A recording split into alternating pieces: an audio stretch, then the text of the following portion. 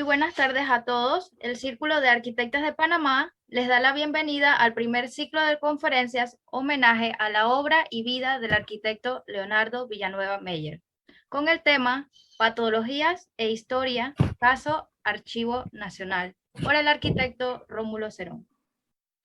Les dirigirán la palabra la arquitecta Aida Manzanares, presidenta encargada del Círculo de Arquitectas de Panamá, la arquitecta Lilia Zurita, coordinadora de la Comisión de Foros y Charlas, y la arquitecta Berta Cardose, coordinadora del ciclo de charlas de este foro.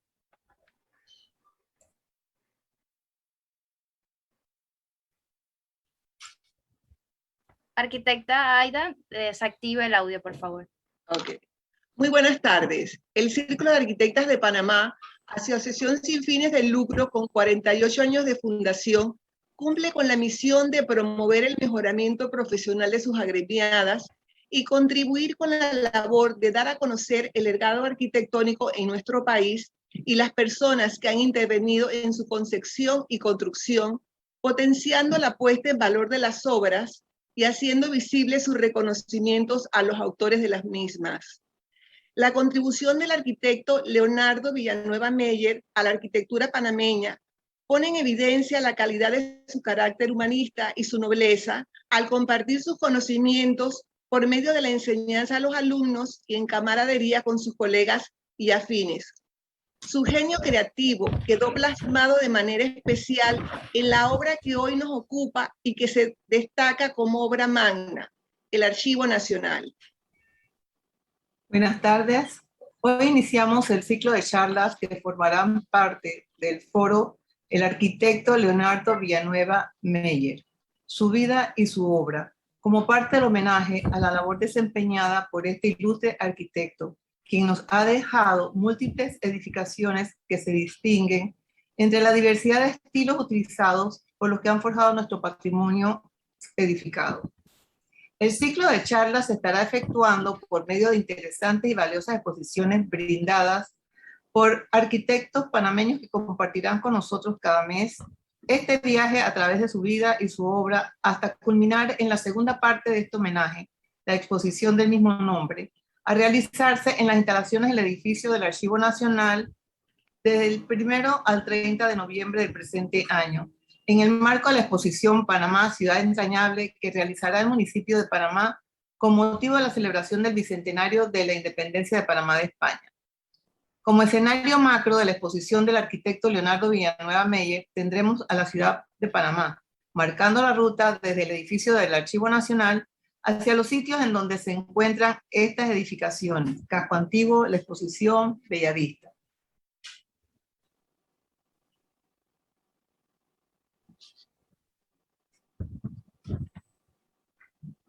Muy buenas tardes.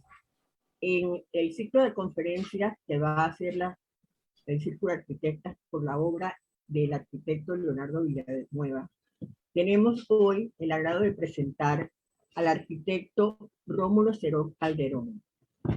El arquitecto Rómulo Cerón es licenciado en Arquitectura y profesor en la Facultad de Arquitectura y Diseño de la Universidad de Panamá. Posee una maestría en Vivienda Social y en Conservación del Patrimonio Cultural para el Desarrollo. Además, posee posgrado en Docencia Superior en Gestión del Mantenimiento Constructivo en Contextos Patrimoniales de la República de Cuba y experto en Gestión y Conservación del Patrimonio en Colombia. Dentro de su haber como conferencista, el arquitecto Rómulo Cerón ha efectuado charlas desde 1985 al 2015 en la Facultad de Arquitectura y Humanidades de la Universidad de Panamá. La conferencia El Canal de Panamá y su arquitectura dentro de las jornadas Visiones Patrimoniales de América, Palacio de la Madraza en Granada, España, y en ese mismo año, 2015, la charla de la caminata James Ward sobre evolución histórica de Santa Ana, organizada por la Dirección de Planificación Urbana del municipio de Panamá.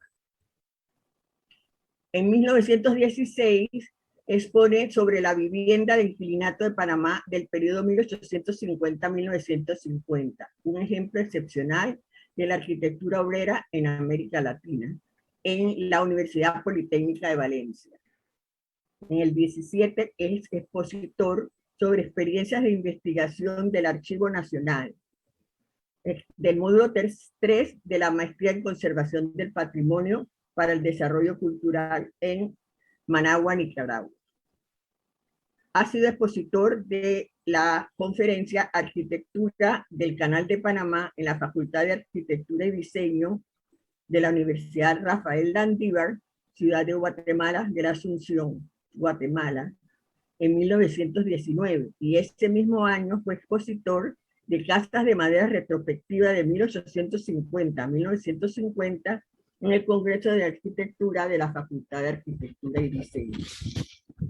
En el 2019 fue expositor de la charla Patología e Historia, caso del Archivo Nacional, en el Congreso de Historia, Antropología y Turismo Histórico-Cultural a razón de los 500 años de la fundación de la ciudad de Panamá. Hoy día el arquitecto Cerón nos vuelve a deleitar con esta interesante charla Patología e Historia, caso el Archivo Nacional. Le cedo la palabra al arquitecto Cerón. Muy buenas tardes tengan todos ustedes. Gracias por la invitación de todo. Trataremos de ser lo más puntual posible en lo que respecta a nuestra presentación en el día de hoy. Como sabemos, nosotros tenemos el agrado de presentar Patología e Historia, caso del Archivo Nacional. Lo vamos a fragmentar. Esta charla la vamos a fragmentar en 3 grandes grupos: el pasado, el presente y el futuro. Con respecto al pasado, nosotros en realidad tomamos en cuenta la participación del doctor Porras, iniciando en 1881 estudios en Bélgica. Nosotros imaginamos que estando en Bélgica, él tuvo acceso a los reales archivos generales de Bruselas. Posteriormente se traslada a París y Londres, donde nuevamente visita los registros públicos de Londres y los archivos nacionales de París. Inclusive viaja a los Estados Unidos y visita la biblioteca del Congreso de Washington. Como él dice, en aquella ocasión le llamó la atención de cómo estos países llevan a cabo el cuidado y atención de los papeles viejos, ¿no? Aparentemente esta posición, este conocimiento lo llevó prácticamente hasta varias décadas después, hasta 1924, cuando propone la construcción de los archivos nacionales. En su primer periodo y con la mente puesta en la construcción de un edificio que albergaba toda la documentación del país, se dicta una ley, ¿no? La Ley 43 de diciembre de 1912, ¿no? Es atendiendo la creación de los archivos nacionales. Para ese momento se dicta la ley, pero no se logra iniciar la construcción de los archivos nacionales, ni tampoco lo hizo en el segundo periodo entre 1818 y 1920. No es hasta el tercer periodo cuando lo hace realidad. Y al hacerlo realidad, llama al arquitecto Leonardo Villanueva Meyer, para que, con las indicaciones siguientes, busque un lote donde se puedan construir los archivos nacionales, alejado de la salitre del mar, alejado de las viviendas que en un momento dado podrían afectar el edificio por los incendios que se daban en aquel momento. El arquitecto Meyer llega a la ciudad de Panamá, invitado para que dicte clases en la Escuela Artes de Oficios, clases de matemáticas, clases de dibujo y modelado y clases de física.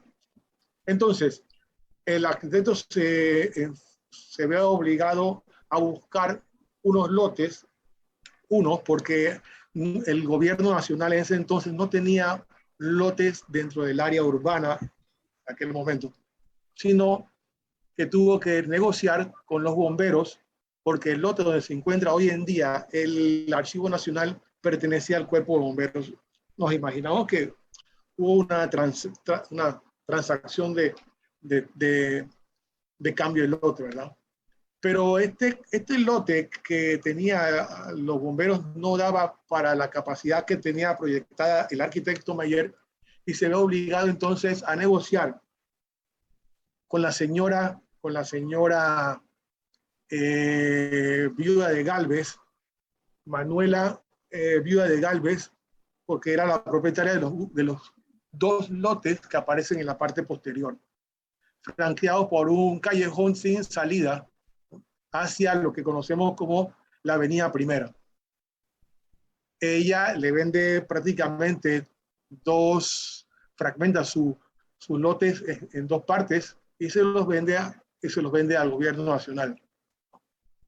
En el lado izquierdo, como aparece en la pantalla, también aparece un lote que es del señor Carlos Icaza, que se ve fragmentado porque las calles 31 y 32 de esta área no estaban proyectadas, no estaban hechas en realidad, estaban proyectadas pero no estaban hechas. Y los lotes de la señora viuda de Gálvez mantenían unas edificaciones de viviendas de madera que en ese momento era lo que se venía dando a partir de 1912, cuando comienzan a iniciarse estas construcciones de vivienda para obreros en el Chorrillo, en Marañón, en Caledonia, y parte de lo que es esta vía, ¿verdad? Y apreciamos que tienen varias viviendas, todas las viviendas que aparecen aquí son viviendas de madera de 1 y 2 altos. Posteriormente entonces se lleva a cabo la transacción y el lote va a quedar para la construcción del edificio en esta circunstancia. El lote de la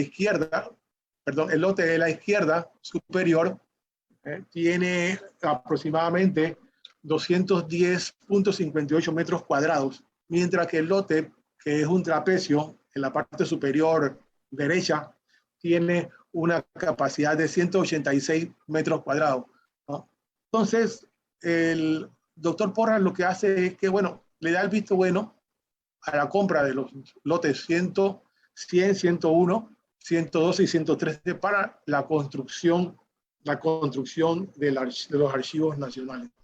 Inclusive, debemos destacar que el callejón que aparece, que divide los lotes de la viuda de Gálvez, no llega hasta la Avenida Primera, sino que se ve franqueado porque en el centro del lote de los bomberos aparece una hondonada, la cual posteriormente no se va a rellenar, sino que se va a adecuar, y ahí hoy en día se encuentra entonces lo que consideramos que es el sótano de los archivos nacionales.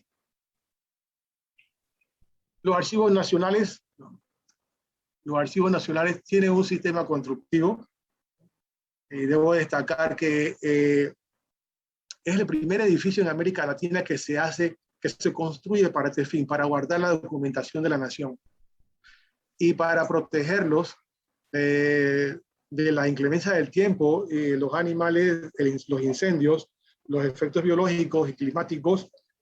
Se construye con paredes de concreto de 20 centímetros. Las paredes internas son construidas con tabiques de 15 centímetros, lo que conocemos como bloques de 6 pulgadas. Las losas están estructuradas en base a acero y hormigón, que para este tiempo, como lo sabemos, fue una herramienta constructiva, un proceso constructivo del movimiento moderno que inicia en 1920 y que Panamá lo está haciendo desde prácticamente utilizando el concreto, acero y hormigón desde 1905-1906 aproximadamente. Su estructura, llámese cimientos, columnas, vigas, están calculadas para resistir todo el peso de los dobles anaqueles que van a contener todo esa información documental que se va a generar en la nación. La ventanería, primero que todo, se hace de acero y vidrio opaco, que posteriormente, en 1932, se cambia a hierro, pero se mantiene los vidrios opacos. Los vidrios opacos se utilizan para cuidar de que el sol, no, se utilizan para cuidar que el sol no dañara los o no causara daños químicos, atmosféricos, sobre los documentos. Los interiores, la jamba de las puertas, ventanas y demás fueron construidas en caoba y cedro. Por eso se consideró que eran resistentes a los isópteros, a las termitas, a los comejenes, los polillas, hormigas.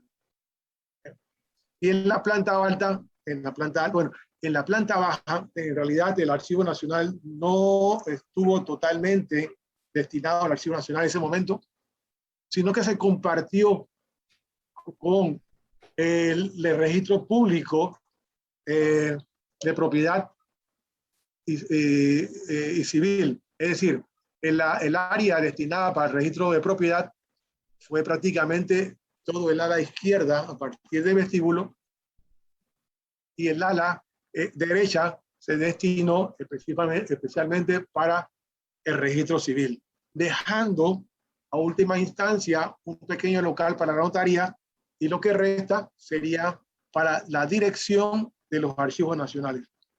Hacemos la creación de que todo el segundo piso fue destinado para los archivos nacionales.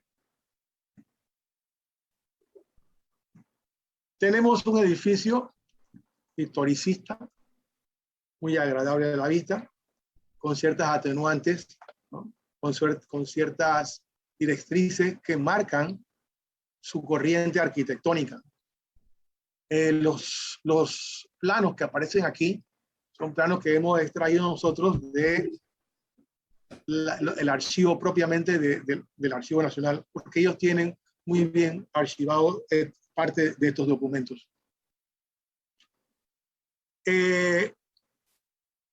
Los archivos nacionales fue modificado el nombre por la ley número 16 del 20 de febrero de 1941, donde cambia el nombre, cambia de Archivos Nacionales a Archivo Nacional. Desde sus inicios, el Archivo Nacional estuvo bajo la protección y cuidado del Ministerio de Gobierno de Justicia hasta 1982. En ese mismo año pasa a ser custodia del Instituto Nacional de Cultura, pero no es hasta 1999 cuando se le cambia nuevamente la posesión y se le da entonces al registro público. Entonces, este es lo que consideramos que es el pasado de lo que es ahora decimos, cambiamos el nombre y decimos el Archivo Nacional. Pues mucha gente le dice Archivo Nacional porque el título en la fachada se mantiene. Entramos nosotros en el presente. ¿Qué tenemos nosotros en el presente? Es la pregunta que nos hacemos hoy en día. Conocemos el Archivo Nacional por efectos de un edificio simbólico, una referencia urbana, un edificio que, si bien es cierto, mantiene unas características que solamente 2 edificios lo tienen en Panamá. Uno de ellos es el edificio del Canal de Panamá, que no es pintado, porque la misma textura del edificio no lo permite, y el edificio de los archivos nacionales. Generalmente siempre andamos con el cuidado de que no exista una persona, un director, que se le ocurra, y perdone la expresión, pintarlo en blanco. Por esa razón, nosotros cada vez que a partir de 1912, cada vez que cambia la administración, nos presentamos y le planteamos que existe un estudio de revalorización del edificio, que existe un estudio, si bien es cierto, no tan profundo, porque es un estudio prácticamente un proceso de conservación, ¿no?, que nos va a llevar posteriormente a la restauración con todas los directores. Inclusive creo que la que más ayudó a preservar los documentos y a ordenarlos y a referenciarlos fue la licenciada, la magíster Sara Carvajal.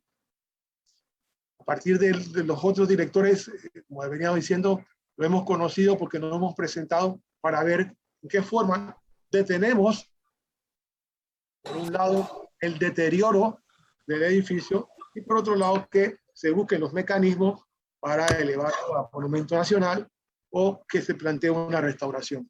El presente nos dice a nosotros, y hablaremos sobre patologías, porque esta es nuestra referencia hoy en día. El edificio en sí tiene una arquitectura que tiene una tendencia hasta una tendencia historicista, donde sobresale por su fachada o entrada principal o laterales el neoclásico en sus tres entradas. La pureza de sus líneas arquitectónicas acompañadas, claro está, por un neorrenacentismo muy marcado en sus fachadas, que lo mezcla suavemente con sus alzados. Esto nos estamos refiriendo al almohadillado. Además, se percibe una tendencia muy propia, ¿no?, de la Escuela de Bellas Artes, partiendo del hecho de la simetría de su fachada, ¿no?, y otras cosas que por ahí la iremos mencionando poco a poco. Caracterizado por su elegancia, síntesis de estilos historicistas y una cierta tendencia hacia el eclecticismo.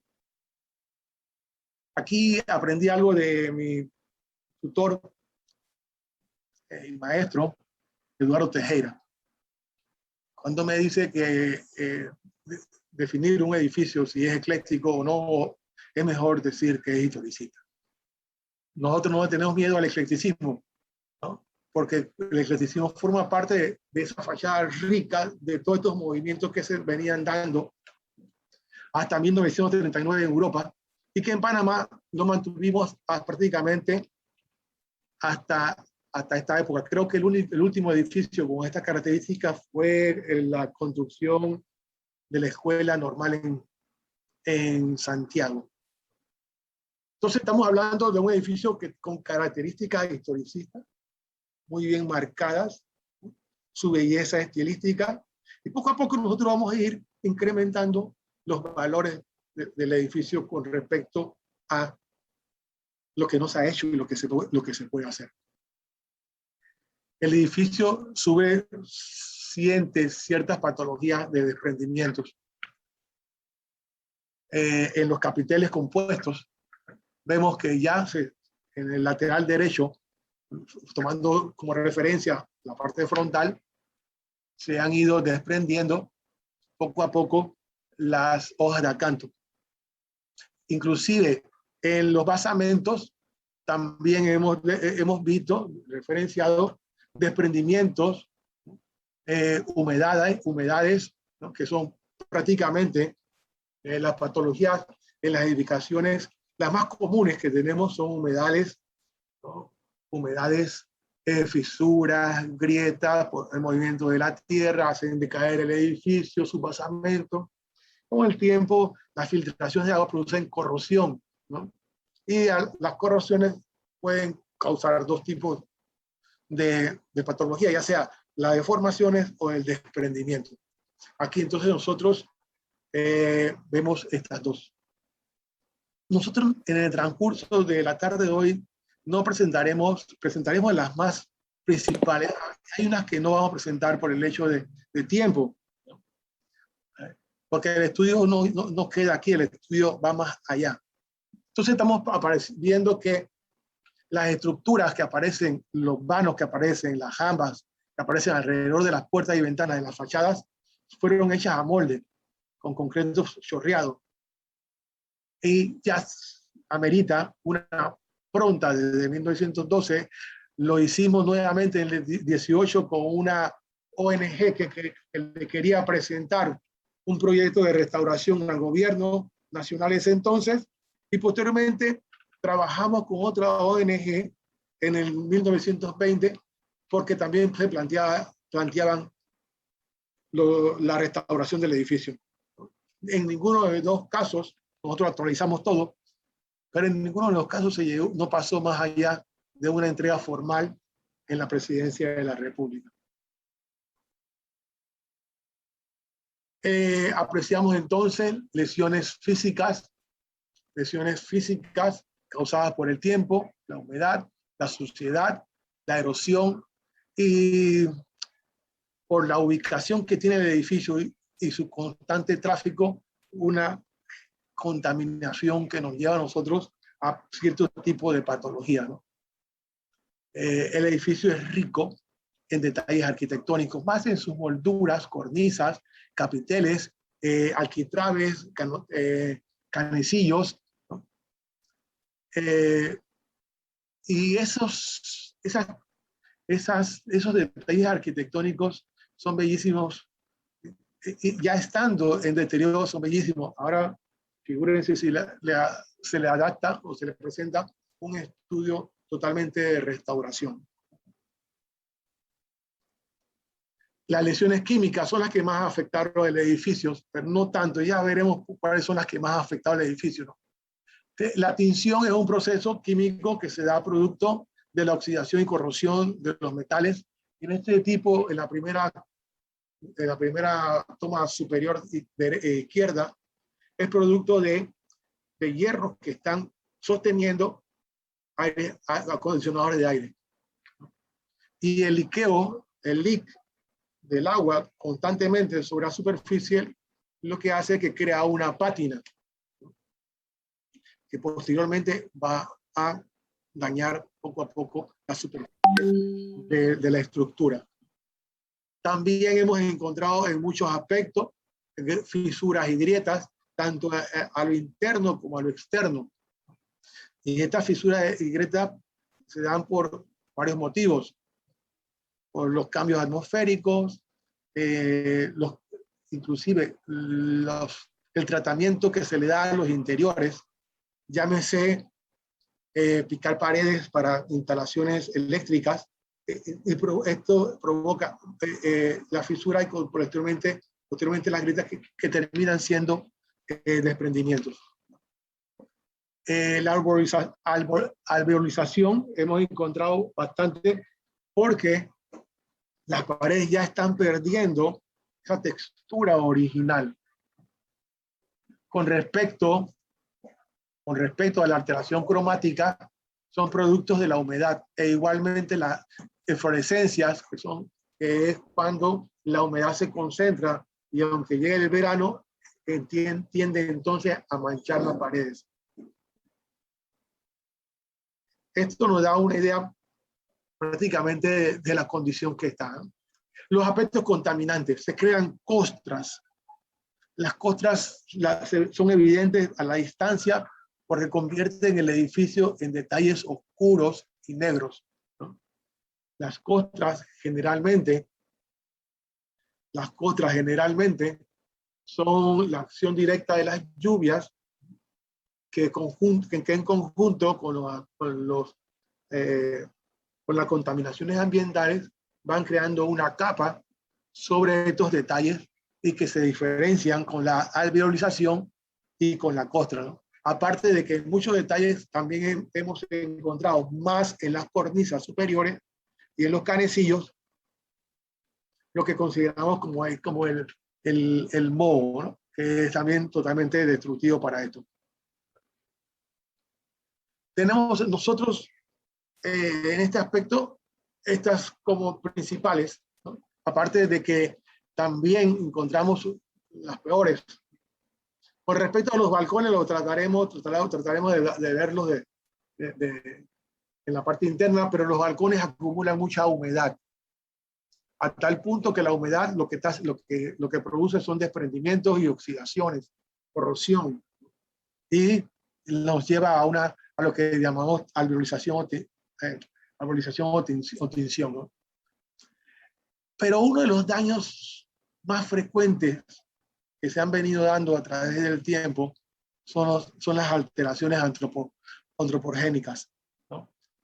Son la participación del ser humano. El ser humano, aparte de las palomas, que no vamos a presentar los daños que producen las palomas, porque ya sabemos que las palomas son uno de la fauna más perjudicial para el patrimonio, aquí en cualquier país del mundo, ¿no? La alteración antropogénica, tenemos nosotros en primera instancia pinturas, graffiti.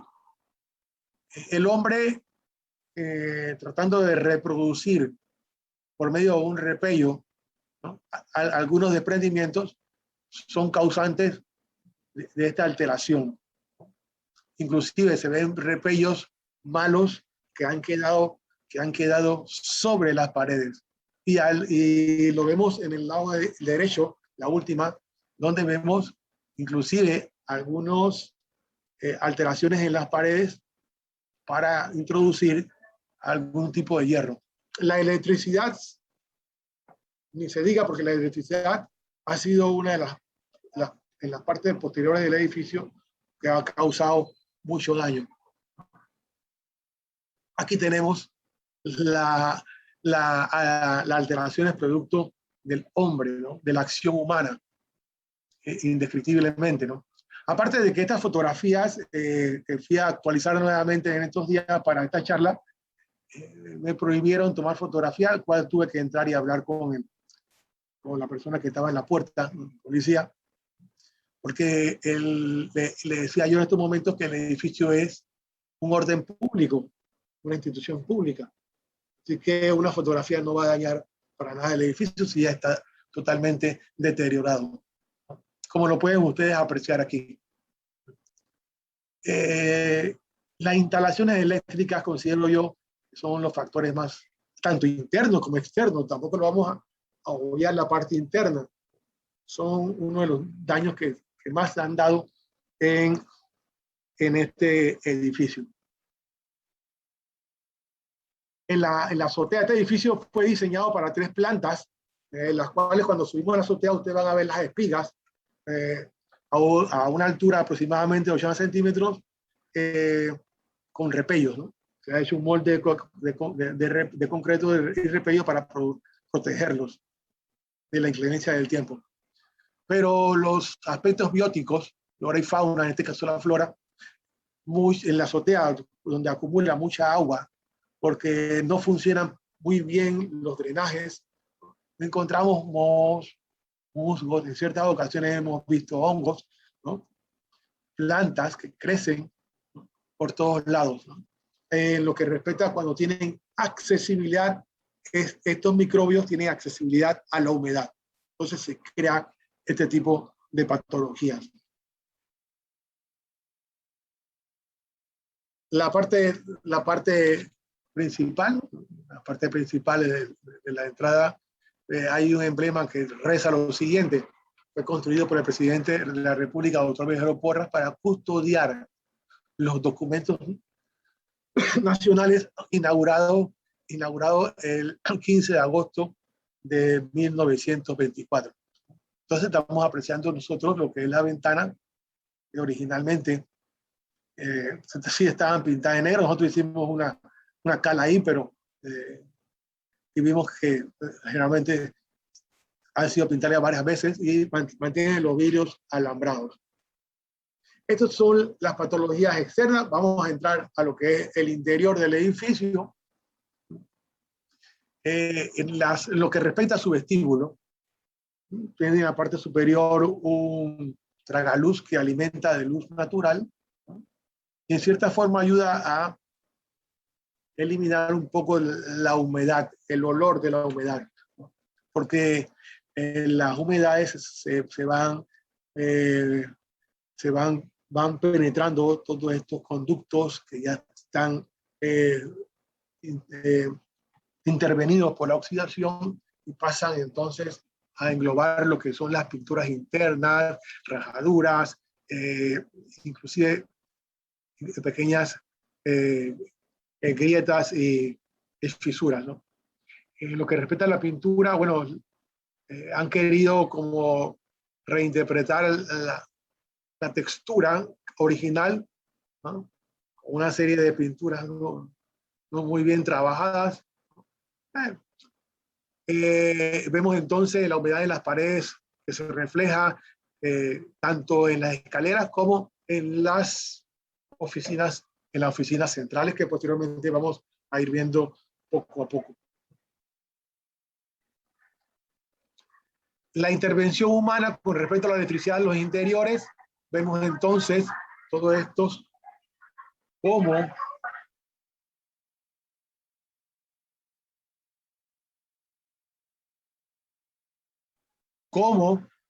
van introduciendo indiscriminadamente sin un orden lógico todos estos aparatos eléctricos,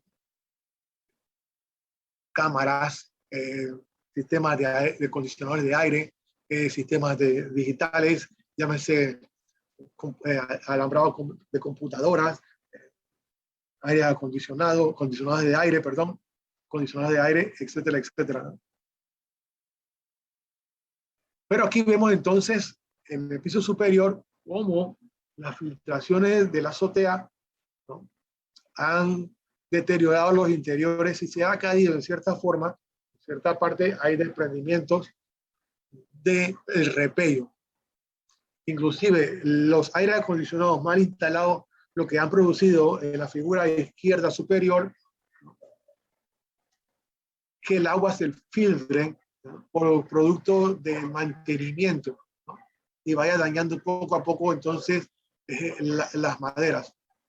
En lo que respecta a las filtraciones de las ventanas y losas, vemos que adentro encontramos entonces lesiones tanto físicas, ¿no?, de la suciedad, humedad, erosión, ¿no?, y lesiones, ¿no?, de oxidación y corrupción que vemos nosotros con el tinte en los pisos. Los pisos todavía en algunas áreas se mantienen los originales, pero en otras áreas el edificio prácticamente le han colocado sobre eso baldosas de tipo contemporáneo, ¿no?, esa de cerámica.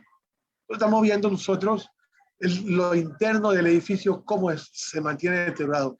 Estas imágenes son del área de los archivos, ¿no?, que han separado los archivos de las paredes hacia el centro del espacio para que la humedad no los altere para nada. Con respecto a los pisos, bueno, tenemos grietas, ¿no?, son los pisos originales, un piso muy bello en los baños, en los inodoros, tanto de mujeres como hombres, inclusive mantienen su limpieza. Han cambiado parte del azulejo de las paredes, pero han mantenido, la verdad, no sé cómo, el de los pisos, ¿no? Lesiones mecánicas, decía yo, grietas, fisuras, alteraciones causadas por el ser humano. Entonces aquí vemos prácticamente los ejemplos que nosotros venimos presentando. Según lo que se requiere, así mismo se hace la instalación. Como sabemos, las instalaciones de este tipo no lo hace una persona idónea, ni tampoco está bajo la dirección de una persona idónea. Por eso que estamos viendo, desgraciadamente, parte de la pérdida de la lucidez del edificio. La contaminación visual. La contaminación visual, letreros, carros en ambos laterales que quedan tiempo, letreros de caminar, no caminar. Estamos creyendo de que nosotros podemos ordenar la señalización dentro del contexto inmediato del edificio. Y tomo en consideración contaminación visual de lo que era un parque muy abierto, de repente no alteraba la visual o no producía nada anómalo con respecto al contexto inmediato, llámese que tienen incidencia directa con el Archivo Nacional, que es como no sabría yo definirlo, ¿no? Entonces sé que es la techumbre de la Auditoría Nacional. Vemos entonces laterales izquierdo y derecho la acumulación de agua, lo que produce humedades, ¿no? Y que poco a poco entonces van deteriorando el edificio, ¿no?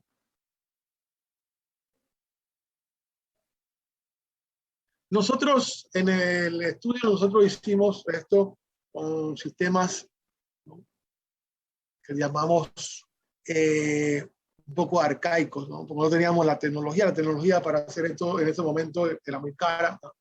Nosotros tuvimos que hacer un dibujo, prácticamente un levantamiento de todas las partes del edificio para colocar sus patologías, ¿no?, en su fachada, ¿no?, para que sirvieran de referencia al momento de restaurarla.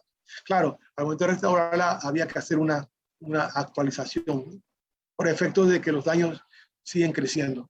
Nosotros hemos planteado esto en AutoCAD, por cuestiones de tiempo no entro en detalle, pero sí quiero que se sepa de que el estudio prácticamente lo consideramos bastante completo, ¿no?, en lo que refiere a la conservación del edificio, ¿no?, para promover el cuidado, para promover, perdón, la protección y el cuidado, porque ya está identificado, ¿no?, como edificio, ¿no?, historicista propio de la época. Además, nosotros dentro del estudio hicimos cuadros de alteraciones, propuestas de gestión de mantenimiento, y lo presentamos a las autoridades. Inclusive, nosotros hicimos una evaluación de riesgo de incendio, ¿no?, desde el enfoque de cuánto tarda el carro bomba en llegar de la avenida México, de la avenida bueno, al edificio del Archivo Nacional. Inclusive presentamos eso. Muy bien. La historia, el presente, la situación actual, tomar conciencia de cómo se está deteriorando poco a poco el edificio. Ahora nos queda a nosotros hablar un poco sobre el futuro. El futuro para mí, si me preguntan en estos momentos qué pasa, yo lo catalogo como, claro, voy a ser un poco más tétrico en esto, digo, incierto, con todos los acontecimientos que se están dando y que hemos visto en la ciudad de Colón. ¿Por qué se cambian las leyes en vez de las leyes ayudar a la conservación de nuestra cultura, de nuestro patrimonio arquitectónico? Lo que hace es que quieren crear entonces falsos históricos que no cuentan dentro de los capítulos patrimoniales. El edificio de los archivos nacionales tiene a su haber una documentación que nosotros hemos hecho una propuesta de revalorización del Archivo Nacional como museo. ¿Por qué? Porque el mismo edificio tiene su propio documental, tiene su forma de presentar sus documentos, tiene su carácter, ¿no? El propio edificio no tiene que buscar en otros lados, el edificio tiene su propia documentación para que él sea un museo, ¿no? Y lo voy a conversar en estos momentos. Los archivos nacionales, el Archivo Nacional tiene a su haber parte del archivo de India, transcripciones de 1513 a 1816.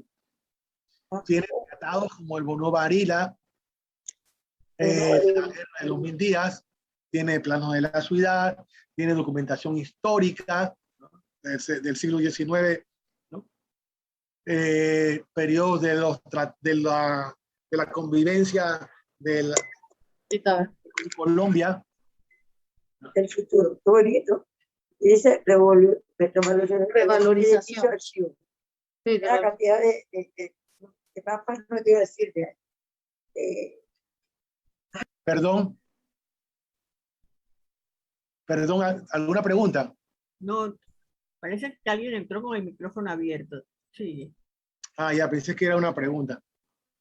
Decía yo entonces que tienen expediente de las tajadas de la sandía, asignación de tierras, compra y venta de las mismas, documentación colonial de 1572 a 1590, 1800 a 1820, la guerra de Coto, el canal francés, el canal norteamericano, protocolos notariales, decretos, leyes, correspondencias, ¿no? Inclusive material mueble, ¿no? Material mueble. Tiene una serie de elementos que tienen su propia producción para que sea un museo. Nosotros lo que hicimos fue un planteamiento museístico, ¿no? Pensando en que el registro público, en un día conversando con los directores, me dijeron que ellos tienen que ampliar el registro público. Se está logrando desde el 18, 19, tratar de hacer un nuevo edificio que albergue toda la documentación, ¿no? Porque se dejó de recibir documentación y esa documentación que se recibe pasa automáticamente hacia depósitos. Y dejar el Archivo Nacional como un museo, como un centro cultural. Tiene 97 años y en algunos casos, decía yo al principio, algunos subdirectores han cuidado bastante esto y con orgullo resalto la actitud preservativa de preservar estos documentos de la licenciada Sara Carvajal.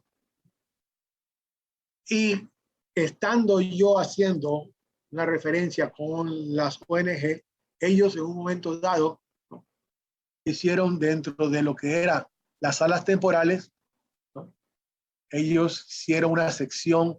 Nosotros estamos proponiendo una sala de exposiciones temporales y exposiciones permanentes, una aula didáctica, sector de extensión, ¿no?, que son aulas didácticas, ¿no? Y en la parte superior nosotros teníamos previsto no quitar la biblioteca, porque la biblioteca es fundamental, con toda su documentación, alguna administración, secretaría, ¿no? Esto a manera muy simple de ver las cosas, ¿verdad? Porque el edificio tampoco tiene todos los espacios habidos por haber, como para plantear más administración que propiamente presentar las exposiciones de toda la documentación que tienen ellos, inclusive otro tipo de documentación. Miren, en 1995, el director Florencio Muñoz declara lo siguiente: la restauración es otra vía de solución al problema que enfrenta el Archivo Nacional, pero que dependerá de que el edificio sea declarado monumento histórico. Entonces ya estamos viendo cómo nosotros, ¿no?, el edificio, por lo que hemos descrito, él se está declarando automáticamente que es necesario que se lleve a monumento histórico. ¿Desde cuándo está eso planteado? Desde 1995, inclusive creo que más tarde, ¿no? Porque las averiguaciones dijeron que está almacenado en los archivos de la legislativa. Prosiguiendo con la locución, el mismo director señala que la Dirección de Patrimonio Histórico del edificio está incluido en la lista para ser considerado monumento histórico, pero aún la Dirección de Patrimonio del Instituto de Cultura, INAC, no es la responsable de esa misión, no ha tomado una decisión, que la responsable de esa misión no ha tomado una decisión, porque esa decisión más bien no es cultural. Esta decisión no es de conservacionista, esta decisión más bien es política, ¿no? Entonces, declarar en la asamblea o llevarlo a la asamblea, lo declara monumento histórico nacional, no atrae votos. Entonces, por eso que se ha demorado, pienso yo, mi modo de ver las cosas, ¿no?, se ha demorado tanto en presentárselo. Ya para concluir, el arquitecto Samuel Gutiérrez dice que en una entrevista en 2010 el carácter grandiosidad física constituye una de las principales causas para preservarlo. El valor cultural del inmueble reside en su carácter arquitectónico, monumental, ya lo hemos visto, ¿no? Como inmueble. Los méritos técnico-constructivos y estilísticos que hemos presentado someramente y que a simple vista lo podemos apreciar mejor. La documentación cultural e histórica que guarda el edificio, ¿no? La contribución a la cultura del país, etcétera, etcétera, se vuelve un referente, como decía yo al principio, un referente de la ciudad, un referente urbano. Entre otros factores que nos motivaron a tomar de conciencia fueron, porque también nos motivaron, la acción, apenas que lo vimos, nos motivó a tratar de presentar una recuperación del patrimonio arquitectónico, histórico, cultural, ¿no? Por su degradación producto del tiempo. Y en segundo lugar, es preservar como un bien patrimonial, ¿no? Un monumento histórico nacional. Cierro con señalando que en la parte del sótano se encuentra una de las mejores instrumentos y técnicas para la preservación de documentos. Es una tecnología italiana, cuando llegó a Panamá hace varios años, ¿no? Era una de las mejores que existían en América Latina, donde se preservan los documentos.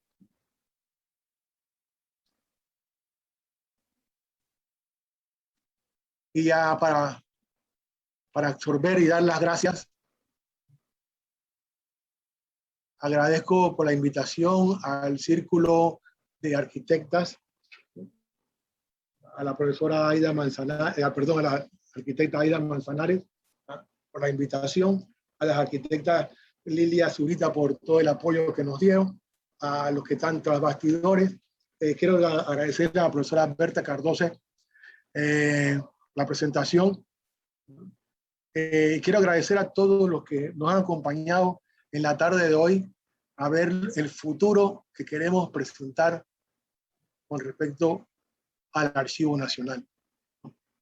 Un trabajo que venimos nosotros presentando con todas las administraciones, ya hemos señalado, porque de por sí hemos creado una empatía con este monumento, porque es un monumento, no está declarado, pero sabemos de antemano que es un monumento arquitectónico. Es un patrimonio en lo que nosotros podríamos llamar, no patrimonio de la arquitectura moderna, sino un patrimonio de la arquitectura republicana. Consideramos que la calle se debe cerrar, se debe hacer algo abajo para que pasen los carros y ampliar eso, ¿no? Como algo muy romántico, porque no se va a hacer, muy romántico, pero eso es lo que le queremos devolver al edificio, su forma original, su detalle original.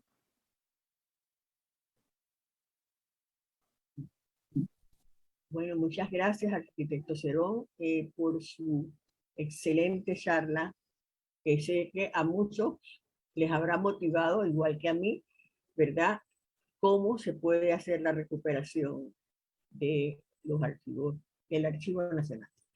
Aquí tengo, vamos a pasar a un periodo de preguntas y respuestas. Bueno, tengo un comentario de la arquitecta Zaira Quintana, que lo felicita por su excelente exposición. La arquitecta María Eugenia Molina, que es una gran idea, presenta una excelente idea para preservar el edificio y sobre todo su valioso contenido y convertirlo en un museo. La arquitecta Aida Manzanares lo felicita por su buena presentación. La arquitecta Lilia Zurita dice que excelente exposición, que si podría repetir el concepto historicista. Que si podría repetir el concepto historicista. Vamos a buscarlo porque tendría que leerlo. El concepto historicista.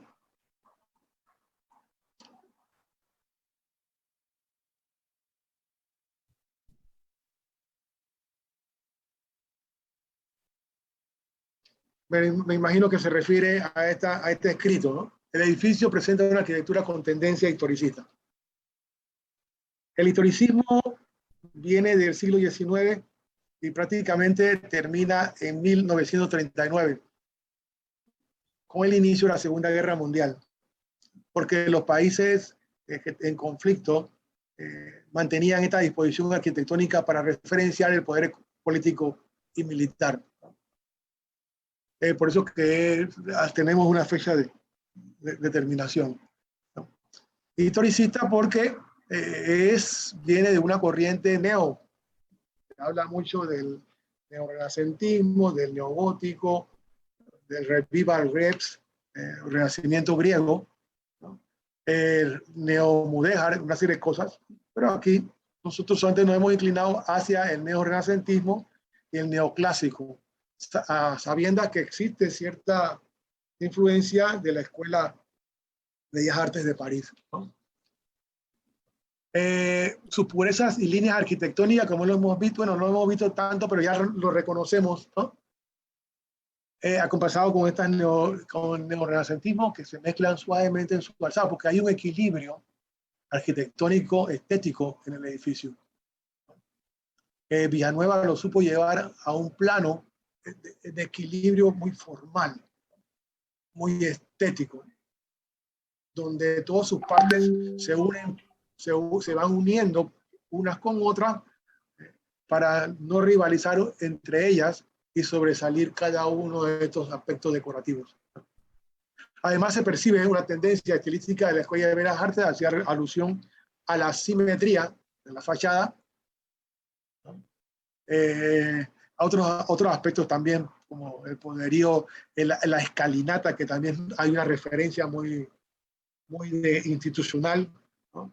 Que nos reza a nosotros que es un detalle para que uno pueda ver hacia arriba. Entrar en estos edificios institucionales, todos en América Latina tienen escalinatas, ¿no? Claro, eso no viene del Renacimiento propiamente, a pesar de que las iglesias del Renacimiento de la Contrarreforma tuvieron escalinatas. No, esta es otra tendencia ya de los estilos historicistas, ¿no?